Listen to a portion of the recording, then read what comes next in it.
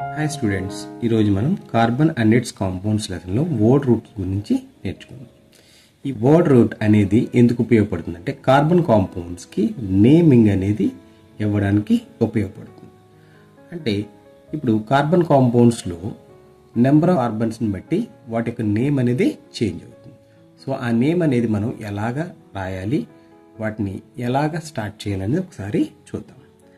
So ఈ word రూట్లో first ఒక కార్బన్ కాంపౌండ్లో ఒక కార్బన్ అటమ్ మాత్రమే ఉంటే మనం ఆ కార్బన్ కాంపౌండ్కి మిత్ అనే వర్డ్తో స్టార్ట్ చేయాలి.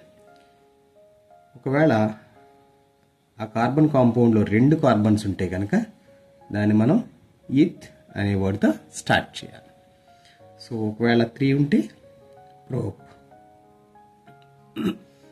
ఒకవేళ ఆ కార్బన్ కాంపౌండ్లో 4 కార్బన్స్ ఉంటే దాన్ని బ్యూట్ అని చెప్పి ప్రొనౌన్స్ చేయాలి. ఒకవేళ 5 కార్బన్స్ ఉంటే దాన్ని పెంట్ అనే వర్డ్తో మనం స్టార్ట్ చేయాలి. అలా కాకుండా కార్బన్ కాంపౌండ్లో 6 కార్బన్స్ ఉంటే కనుక దాన్ని హెక్స్ అనే వర్డ్తో స్టార్ట్ చేయాలి. ఒకవేళ 7 కార్బన్స్ ఉంటే దాన్ని ఏం చేయాలంటే హెప్ట్ అనే వర్డ్తో స్టార్ట్ చేయాలి.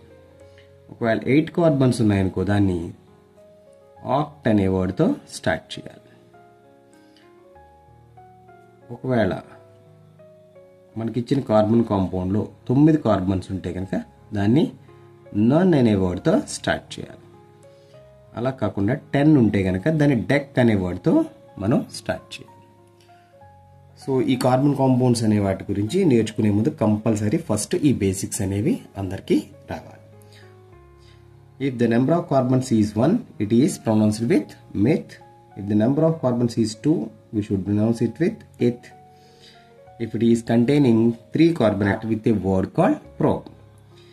If it contains 4 carbon atoms, we should start with but. If it contains 5 carbon atoms, we should start with penta. If the carbon compound contains 6 carbons, we should start with hex. If it contains 7, it is hept. If it contains 8, it is oct. If it contains 9, it is started with non. If it contains 10 carbon atoms, we should start with dec. So these are very most important to write the name of the carbon compounds.